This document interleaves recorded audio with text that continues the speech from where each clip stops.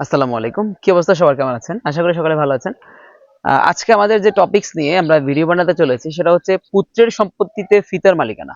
আপনারা কি আদৌ কখনো এইভাবে শুনেছেন যে আহ, পুত্রের সম্পত্তিতে পিতা মালিক হয়? আমরা আজীবন জেনেছি হচ্ছে পিতার সম্পত্তিতে পুত্র বা মেয়ে বা কন্যা এরা মালিক হয়, বা নানি নাতিন নাতিনরা মালিক হয়। কিন্তু আহ পুত্রের সম্পত্তি যে উপরে মানে পিতা মালিক হয়, এটা আসলে আমার মনে হয় যে অনেকেই শুনেন নাই। তো আজকে তাদের জন্য ভিডিওটা। প্রথমত শর্ত হইতে হবে যে পিতা জীবিত থাকাকালীন অবস্থায় পুত্র মারা যাইতে হবে। পিতা জীবিত থাকাকালীন অবস্থায় যদি পুত্র মারা যায়, তাহলে পুত্রের মালিকানা সম্পত্তির একটা অংশ পিতা মালিক থাকে। যেমনটা আমি বলি, যেমন পুত্র যদি তার সম্পত্তি কোথাও যদি কিনে তার নামে, এটা কিন্তু তার ওয়ারিশ সম্পদ না, এটা কিন্তু অবশ্যই তার ক্রয়কৃত সম্পদ হইতে হবে। কারণ পুত্র, আমি বলি আমার কথা, আমি যদি কোথাও যদি নিজের অর্থ সম্পদ দিয়ে যদি কোথাও যদি সম্পদ কিনি অর্থ দিয়ে, সেটার যদি আমার বাবা মালিক জীবিত থাকা অবস্থায় যদি আমি মারা যাই, তাহলে আমার এই সম্পত্তির ভাগিদার আমার মানে ছেলে মেয়েরাও থাকবে, আমার বাবাও থাকবে। এখন প্রশ্ন হচ্ছে আমার বাবা কয়ভাবে সম্পত্তির মালিক হতে পারবে? সেটা হচ্ছে তিন ভাবে। মানে পুত্রের সম্পত্তি পিতা তিন ভাবে মালিক হতে পারে।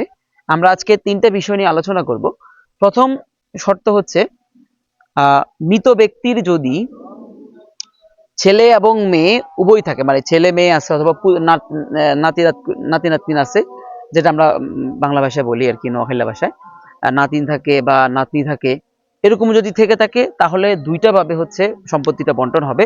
এক নম্বর হচ্ছে পিতা পাবে 6 ভাগের 1 অংশ, আর বাকি যার তার ওই মানে এই পিতার মানে মৃত সহেল যদি মারা যায়, সহেলের সম্পত্তির 6 ভাগের 1 অংশ পাবে তার পিতা মানে সহেলের পিতা, আর 6 ভাগের 5 অংশ পাবে সহেলের নাতি নাতি থাকলে বা নাতনি থাকলে বা তার ছেলেরা থাকলে তারা পাবে।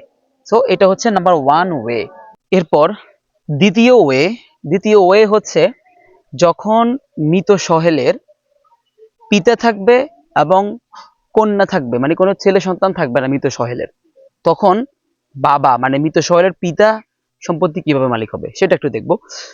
ধরে নেন আমরা প্রথমবার দেখেছি হচ্ছে তার কন্যা সন্তান এবং পুত্র সন্তান যাই থাকুক, তার পিতা থাকলে জীবিত থাকলে তাহলে পিতা পায় হচ্ছে 6 ভাগের 1 অংশ, কন্যারা তার ছেলেমেয়েরা পায় হচ্ছে 6 ভাগের 5 অংশ। কিন্তু এখন হচ্ছে যদি তার ওই সহেলের যদি কোনো মেয়ে ছেলে না থাকে, শুধু মেয়ে থাকে বা তার মেয়ের কন্যা থাকে, তাহলে সেক্ষেত্রে হচ্ছে মৃত সহেলের সম্পত্তি তার বাবা পাবে হচ্ছে 6 ভাগের 3 অংশ, বা আমরা 2 ভাগের 1 অংশ বলতে পারি। আবার এই কন্যারা পাবে হচ্ছে 6 ভাগের 3 অংশ, বা আমরা 2 ভাগের 1 অংশ বলতে পারি। সো এই সেকেন্ড ওয়েতে সম্পত্তি পাবে এইভাবে বাবা। ওকে, তাহলে মৃত সহেলের সম্পত্তির 6 ভাগের 1 অংশ বা হাফ অংশ পাবে পিতা। এখানে একটা বিষয় আছে, মানে এই বিষয়টা একটু পেঁচানো। প্রথমে হচ্ছে যাই 6 ভাগের 1 অংশ পায় পিতা, তারপরে হচ্ছে যাই কন্যা পায় হচ্ছে তার হাফ অংশ। তারপর আবার যেহেতু যেহেতু তার কন্যার কোনো ভাই ব্রাদার না থাকার কারণে আবার অবশিষ্ট অংশ তার মানে তার নানা বা ওই ছেলের পিতা পেয়ে যায় হচ্ছে 6 ভাগের 2 অংশ। সো আলটিমেটলি দেখা যাচ্ছে যে হিসাব করলে 6 ভাগের 3 অংশ 6 ভাগের 3 অংশ বা হাফ অংশ হয়ে যায়। তো আপনাদেরকে ওই ক্রিটিক্যাল অপশনটা আমি না দেখাই, আমি সহজভাবে দেখাচ্ছি। আমি এই বিষয়টা ক্লিয়ার করার কারণ হচ্ছে অনেকে যারা হচ্ছে আমার চাইতে অনেক বেশি জানতা, তারা হয়তো প্রশ্ন করবেন যে আপনার বিষয়টা বোঝানো ভুল হয়েছে। তো এই জন্য আমি বিস্তারিতটা হচ্ছে বলে দিছি, যে যারা আসলে আমার থেকে বেশি জানেন তারা বিষয়টা বুঝতে পারবেন যে আমি ওই বিষয়টা জানি, কিন্তু যেন প্যাস না বাজে, মানে হচ্ছে সাধারণ মানুষরা যেন বুঝতে অসুবিধা না হয়, এই জন্য আমি ডিরেক্ট বলে দিয়েছি। এবার হচ্ছে 3 নম্বর ওয়ে। 3 নম্বর ওয়েতে হচ্ছে যদি মৃত সহেলের তার কোনো ছেলেও না থাকে, মেয়েও না থাকে, ছেলের ছেলে বা ছেলের মেয়ে বা মেয়ের মেয়ে বা মেয়ের ছেলে কেউই যদি না থাকে, তাহলে সেক্ষেত্রে মৃত সহেলের সম্পত্তিটা দুইজন ব্যক্তি পাবে। সেক্ষেত্রে তার পিতা পাবে এবং মাতা পাবে। ঠিক আছে, যদি তার পিতা মাতা জীবিত থাকে। ওকে, তাহলে পিতা পাবে হচ্ছে 3 ভাগের 2 অংশ, আর মাতা পাবে হচ্ছে 3 ভাগের 1 অংশ।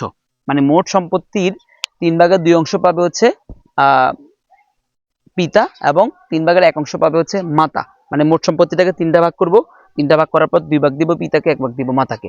এখন প্রশ্ন করতে পারেন যে মৃত সহেলের পিতা জীবিত থাকতে পারে কিন্তু মাতা তো নাও থাকতে পারে, তাহলে কি হবে? তাহলে পিতা মাতা যদি না থাকে, তাহলে মোট সম্পত্তি কিন্তু হচ্ছে পিতা মালিক হয়ে যাবে। কারণ সে ওই ছেলের ছেলে মারা গেছে, ছেলের কেউই নাই, ওয়ারিশ কেউই নাই, তাহলে তার সম্পত্তি সকল সম্পত্তি তার হচ্ছে কি পিতা পেয়ে যাবে। সো এই ছিল আমাদের পুত্রের সম্পত্তিতে পিতার মালিকানার 3টা ওয়ে। আশা করি বুঝতে অসুবিধা হয়নি আপনাদের। যদি এরপরে যদি অসুবিধা হয়ে থাকে আমাকে প্রশ্ন করতে পারেন, আমি কমেন্টসে রিপ্লাই দেওয়ার চেষ্টা করবো অথবা পরবর্তীতে ভিডিও বানিয়ে চেষ্টা করবো আপনাদেরকে বুঝিয়ে বলার জন্য। সো আমি প্রফেশনাল একজন সার্ভেয়ার, আমি জায়গা জমি পরিমাপ করে থাকি। যদি আপনাদের কোনোভাবে প্রয়োজন মনে হয় আমাকে তাহলে নক করতে পারেন, অথবা খতিয়ান, মৌজা ম্যাপ, যে কোনো বিষয় নিয়ে আমার সাথে কথা বলতে পারেন, যে কোনো বিষয় প্রয়োজন আমার সাথে যোগাযোগ করতে পারেন, এবং চাইলে আমাকে হায়ার করতে পারেন আপনার জায়গা জমি ভাগ বটোয়ারা করার জন্য।